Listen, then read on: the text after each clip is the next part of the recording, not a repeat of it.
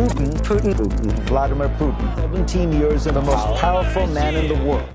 20 सालों से Vladimir Putin Russia के प्रेसिडेंट हैं और दुनिया के सबसे ज्यादा पावरफुल लीडर माने जाते हैं। और ऐसी बहुत सारी स्पेकुलेशंस हैं कि व्लादिमीर पुतिन पार्किंसन या कोई न्यूरोलॉजिकल डिजीज या कोई दिमागी बीमारी में मुब्तला है। और ये भी न्यूज गर्दिश कर रही है कि अब व्लादिमीर पुतिन को हटा दिया जाएगा। जब दुनिया के बड़े ममालिक वॉर जोन में हो तो उसके शोले फिर पूरी दुनिया पर पड़ते हैं। यूक्रेन और रशिया की वॉर को 6 महीने हो चुके हैं और इसके रिप्रिकॉशंस, इसके असरात हम सब फेस कर रहे हैं। लेकिन इस वॉर की शुरुआत किसने की? व्लादिमीर पुतिन ने, जो कि रशिया के प्रेसिडेंट हैं। फरवरी 2022 के शुरू में व्लादिमीर पुतिन ने पूरी दुनिया को एक गेसिंग मोड में डाला हुआ था कि वो यूक्रेन पर अटैक करेंगे या नहीं करेंगे।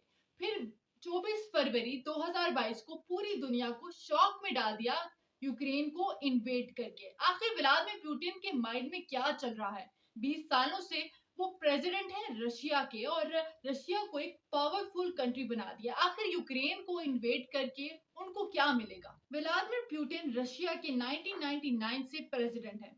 इस पूरे अरसे में रशिया को एक पावरफुल मुल्क बनाने में कामयाब हो चुके हैं। 1991 में सोवियत यूनियन कोलैप्स हुआ, तब रशिया ने एक बहुत बुरा फेज देखा और 20 सालों में व्लादिमीर पुतिन ने रशिया को एक मोस्ट पावरफुल मुल्क बना दिया।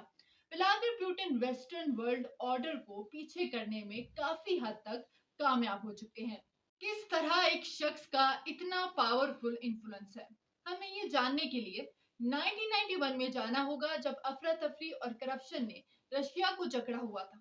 सोवियत यूनियन के कोलैप्स होने के बाद जब बर्लिन वॉल गिरी, तब व्लादिमीर पुतिन सोवियत यूनियन की एक स्पाई एजेंसी, जिसको केजीबी कहते हैं, उसमें एक स्पाई एजेंट के तौर पर काम कर रहे थे। और कोल्ड वॉर के दौरान रशिया के लिए व्लादिमीर पुतिन ने काफी स्पाइंग की और एक इम्पोर्टेंट एसेट के तौर पर उभर कर सामने आए। आज रशिया दुनिया का सबसे बड़ा मुल्क है, रकबे के लिहाज से नहीं, पावर के लिहाज से।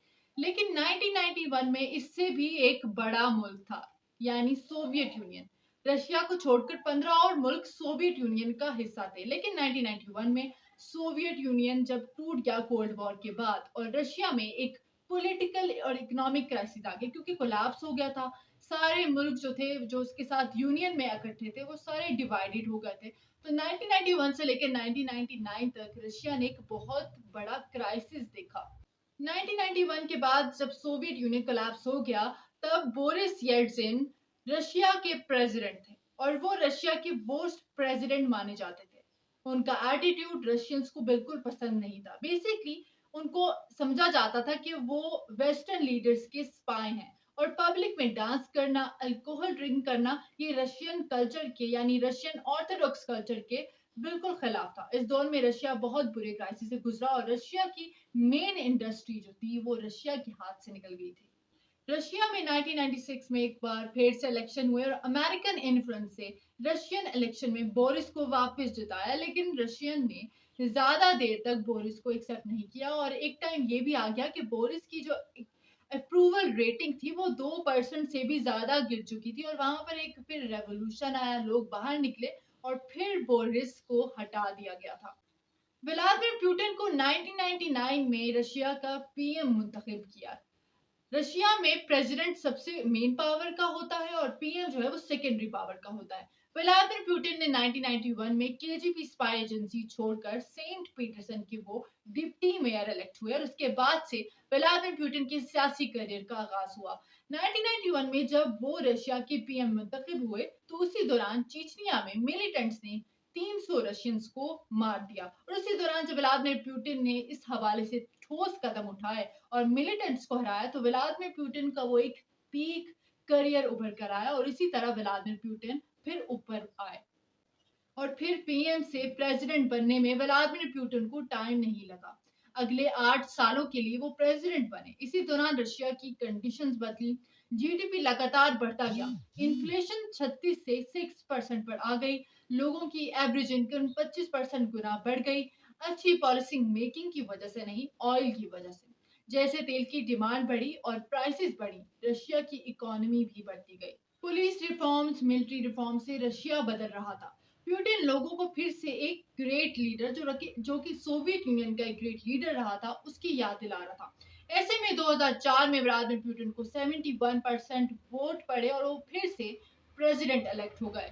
रशिया में टेक्निकली सिर्फ 2 बार प्रेसिडेंट इलेक्ट हो सकते हैं, लेकिन प्यूटिन स्मार्ट थे। उन्होंने 2008 में एज अ पीएम रोल ले लिया और फिर अपने जूनियर को प्रेसिडेंट बना दिया। लेकिन कंट्रोल प्यूटिन के हाथ में रहा। 2012 में वो वापस प्रेसिडेंट बने। ऐसा नहीं कि उनको कोई अपोज नहीं करना चाहता, लेकिन सच ये है कि उनको कोई अपोज कर नहीं सकता। व्लादिमीर पुतिन के क्रिटिक्स, उनके नाकदीन मिस्टीरियसली गायब हो जाते हैं। जर्नलिस्ट, फॉर्मर केजीबी एजेंट्स और इवन ऑपोजिशन लीडर जिन्होंने कभी पुतिन को ओपनली क्रिटिसाइज किया, उनका अंजाम एक ही हुआ।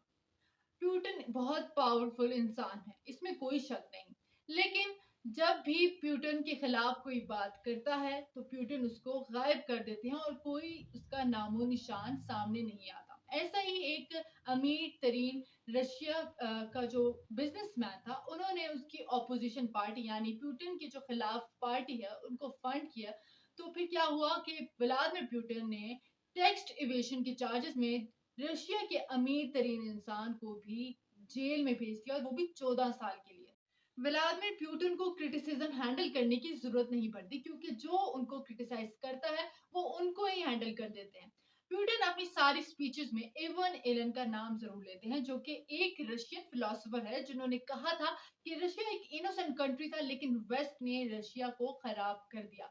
लेकिन अब पुतिन 20 सालों से रशिया के कंजर्वेटिव प्रेसिडेंट हैं और रशिया को आज एक पावरफुल मुल्क बना दिया है। जिस तरह आप देख सकते हैं कि रशिया अब किसी की बात नहीं सुन रहा और यूक्रेन पर उसने अटैक कर दिया और काफी हद तक यूक्रेन को इन्वेड भी कर लिया है।